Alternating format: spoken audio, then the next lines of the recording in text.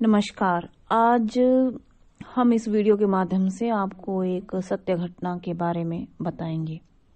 अगर आपको ये सत्य घटना अच्छी लगे, ये वीडियो अगर आपको पसंद आए तो आप इसे लाइक और शेयर कर सकते हैं। आज हम एक ऐसे भील तांत्रिक के बारे में बात करेंगे जो तांत्रिक भी नहीं था, पुजारी भी नहीं था, लेकिन वो एक ऐसा पहुंचा हुआ व्यक्ति था कि उसके ऊपर शिव की अनंत कृपा थी। जानते हैं कि क्या है वो सत्य कथा।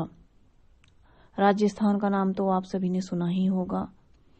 राजस्थान में एक माही डैम का निर्माण कार्य चल रहा था और उस क्षेत्र में आदिवासी भील रहते थे। आपको बता दें कि ये आदिवासी बहुत ही पवित्र होते थे। हालांकि इनका रहन सहन और इनको देखकर लगता है कि मैले कुचैले रहते होंगे, कभी स्नान नहीं करते होंगे, लेकिन इनमें से एक ऐसा भील भी था जो तंत्र क्रिया करता था। उसने वो तंत्र क्रिया कहाँ से सीखी थी, कहाँ से उसके पास ये ज्ञान आया, इसका कुछ भी लिखित प्रमाण नहीं है। तो हम बात करते हैं उस भील व्यक्ति के बारे में। राजस्थान में माही डैम का कार्य चल रहा था। एक भील तंत्र क्रिया करता था। उसका नियम क्या था कि वह अपने मुंह में वहां की बनास नदी का पानी भरता था तथा वहां पास के शिव मंदिर में जाकर के शिवजी पर मुंह के पानी का कुल्ला करके छोड़ देता था। सुनने में कितना घृणित कार्य लगता है कि शिवजी के ऊपर मुंह का कुल्ला करके पानी डालना कितना घृणित कार्य है, लेकिन ये सत्य घटना है। क्या करता था वो? नियमित रूप से, कभी उसने ये नियम अपना नहीं तोड़ा। उस भील ने हमेशा अपने मुंह में बनास नदी का पानी भरता और पास के शिव मंदिर में जाकर के शिव पर मुंह के पानी का कुल्ला करके छोड़ देता था।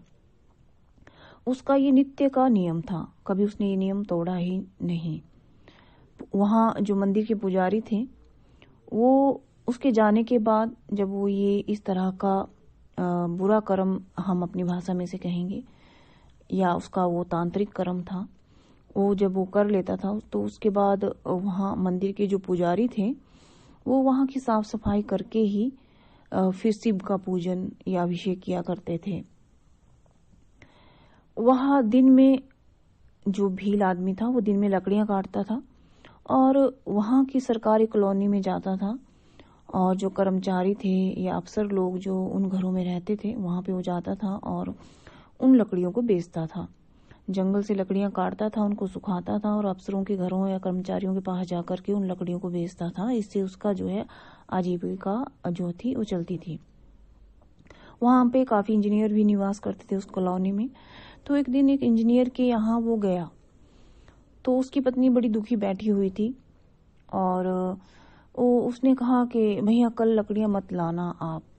तो उस भील ने कहा कि क्यों माँ जी, आपको क्या लकड़ियां पसंद नहीं आई क्या? मेरी लकड़ियों में कोई कमी है क्या? तो उस स्त्री ने, यानी कि जो इंजीनियर की वाइफ थी, उसने कहा कि नहीं, ऐसी बात नहीं है, तुम्हारी लकड़ियां काफी अच्छी होती हैं, सूखी होती हैं और काफी अच्छे से आग भी जलती है, पर क्या करूं, मैं बहुत दुखी हूं, कल से आप लकड़ियां मत लाना। तो उसने कहा कि देखिए देवी जी, जब लकड़ियां अच्छी हैं तो आप लेने से इनकार क्यों कर रही हैं? तो उन्होंने कहा कि हमारे यहाँ ट्रांसफर हो गई है, यहाँ से हमारी ट्रांसफर हो गई है, कल हम यहाँ से जा रहे हैं और बड़ा प्रयत्न किया मैंने और मेरे जो पति हैं उन्होंने कि हमारी ट्रांसफर रुक जाए। कई हमने लोगों से कहा भी, लेकिन जो ट्रांसफर ऑर्डर था वो कैंसिल ही नहीं हुआ, इसलिए बड़ा दुख हो रहा है मुझे यहाँ से जाते हुए। तो उस भील ने कहा, कैंसिल करा देऊ? मतलब उसने अपनी भाषा में कहा, अच्छा मैं कैंसिल करा दूंगा, यानी कि मैं ट्रांसफर जो है रुकवा दूंगा, कैंसिल करवा दूंगा, कल साहिब को मेरे साथ भेज देना, उसने अपनी भाषा में कहा। इंजीनियर की पत्नी को बड़ा आश्चर्य हुआ। उसने कहा कि सारी सिफारिशें व्यर्थ हैं, सारे प्रयत्न जो हैं वो व्यर्थ हो चुके हैं, तो तुम कैसे रुकवा सकते हो? तुम्हें यहाँ पे कौन जानता है, कोई तुम्हारी बात नहीं मानेगा, क्योंकि कोई जब हमारी ही बात नहीं मान रहा है, जब हम इतने अच्छे ओहदे पे हैं, तो आपकी बात कोई क्यों मानेगा। लेकिन उस भील व्यक्ति ने कहा कि साहिब को भेज दो, मतलब कि साहब को कल मेरे साथ भेज देना। और वो वहां से चला गया। उसने कोई उत्तर नहीं दिया उस महिला के प्रश्नों का।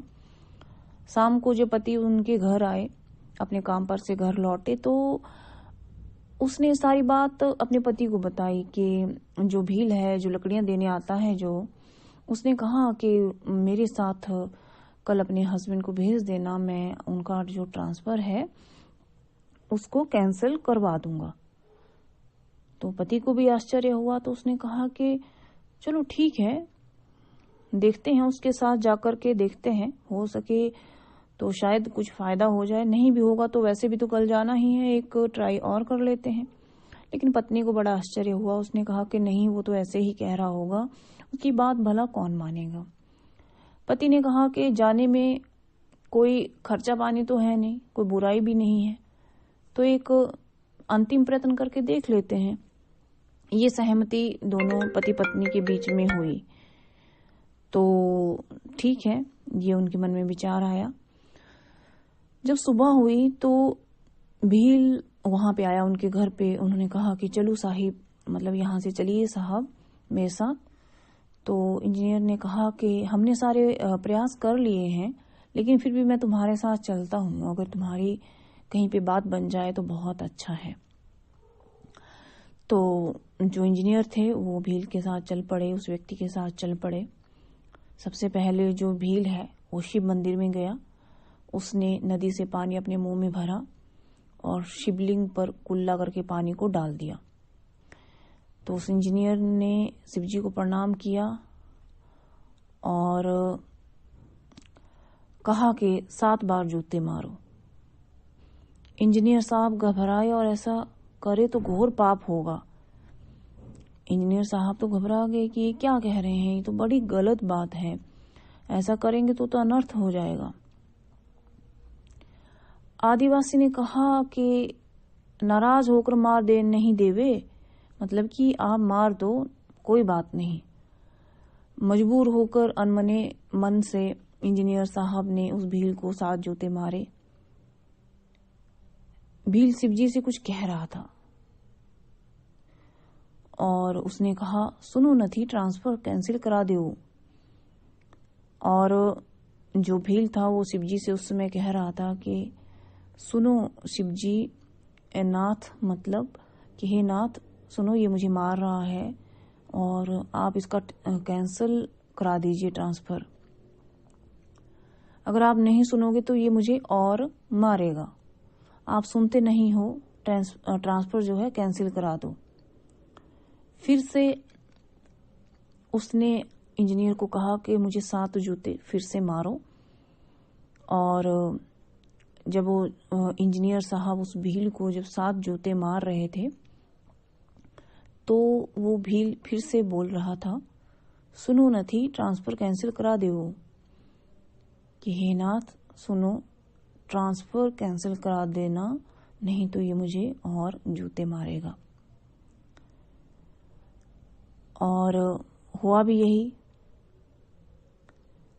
कोई व्यक्ति खबर लेकर के थोड़ी देर बाद उनके पास आया और कहा कि आपका जो ट्रांसफर है वो कैंसिल हो गया है। घर आकर पूरा वृतांत उन्होंने पत्नी को सुनाया। वैसे दोनों पति पत्नी एक सिख परिवार से थे, संस्कारित थे। उन्हें बड़ा पश्चाताप हुआ कि उन्होंने अपने स्वार्थ की पूर्ति हेतु उस भील को जूते मारे। हालांकि ऐसा नहीं करना चाहिए था, लेकिन ये कुछ ऐसी, इस क्षेत्र की ऐसी व्यवस्था थी जो उस भील ने किसी को नहीं बताई। उसने प्रेम से शिव को अपनी ओर खींचा और वो शिव का नयन भक्त था। और उसने शिव से कहा कि देखो वो मुझे मार रहा है, अगर आप उसका ट्रांसफर कैंसिल नहीं कराओगे तो वो मुझे और मारेगा। लेकिन शिव उस चीज को सहन नहीं कर पाए और शिव शक्ति से वो ट्रांसफर कैंसिल हुआ। वो क्या टोटका था, क्या ऐसा था, ये तो वो भील ही बता पाएगा। ये राजस्थानी एक लोक कथा है जो मैंने आपको बताई है।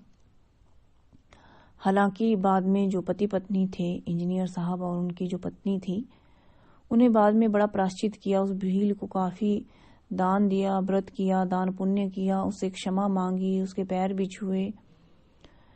लेकिन उनके मन में हमेशा ये ग्लानि बनी रही कि उन्होंने एक गरीब व्यक्ति को जूते से मारा। लेकिन वो व्यक्ति जब भी बाद में लकड़ियां लेके उनके घर आता था तो वो कहता था, नहीं, ये हमारा टोटका हुई। मतलब वो ये कहता था कि ये हमारा कुछ टोटका था जो किया, तुम इस बात को लेकर के नाराज ना हो और मन में कोई इस तरह का भाव ना लाओ। ये वो अपनी भाषा में उन इंजीनियर साहब और उनकी पत्नी को कहता था। और वो कहता था कि देखो, ये टोटका कितना कामयाब भी हुआ और आपका ट्रांसफर भी कैंसिल हो गया। तो जो इंजीनियर की पत्नी थी वो जानना चाहती थी कि उस राजस्थानी जो भील था उससे जानना चाहती थी कि ऐसा कौन सा क्रिया वो जानता था या ऐसा क्या रिश्ता था शिव और उस भील में कि शिव हल्की सी भी चोट उस पर सहन नहीं कर पाए, जो कि स्वार्थवश दी हुई थी, एक कार्य को करवाने के लिए दी हुई थी। हालांकि वो शिव के ऊपर कुल्ला करके पानी डालता था। ऐसा क्या रिश्ता था भोले शंकर और शिव में? वो बार बार कई बार उस भील व्यक्ति से पूछती थी जब भी वो कभी कभी उनके घर लकड़ियां लेकर के आता था, लेकिन उसने कभी बताया नहीं। ये कुछ अनूठी वहां का कोई प्रचलन, कोई रीति थी शायद, जो मैंने आज आपको बताई है। जो शिव भक्त हैं वो क्षमा करें, इस राजस्थानी जो ये जो लोक कथा है इसको आप अदरवाइज ना लें। जो मैंने कहीं से प्राप्त की, किसी ने हमें भेजी, हमने इसको पढ़ा और वहाँ के जो लोग थे भील एक तंत्र क्रिया में एक सक्षम व्यक्ति था।